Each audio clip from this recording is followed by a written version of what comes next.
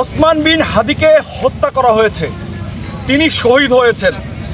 আমাদের দেশের যে স্বরাষ্ট্র উপদেষ্টা আছে জাহাঙ্গীর সাহেব, উনি আসলে দেশ পরিচালনা করতে অক্ষম। ওনার স্বরাষ্ট্র উপদেষ্টা হওয়ার কোনো যোগ্যতাই নেই।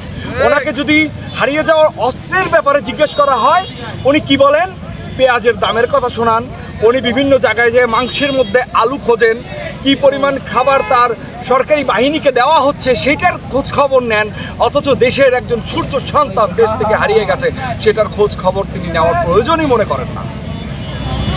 আমি আপনাকে স্পষ্টভাবে বলতে চাই, আপনি স্বরাষ্ট্র উপদেষ্টা হিসেবে ব্যর্থ। আপনি স্বরাষ্ট্র উপদেষ্টা হিসেবে ব্যর্থ। আগামী 1 মাসের জন্য স্বরাষ্ট্র দপ্তর আমার দায়িত্ব দেওয়া হোক। আমি কথা দিচ্ছি, এই বাংলাদেশ থেকে সমস্ত রকম দুর্নীতি সমূলে উৎপাট করবো ইনশাআল্লাহ। যদি না পারি তাহলে এই বাংলাদেশ ছেড়ে চলে যাব।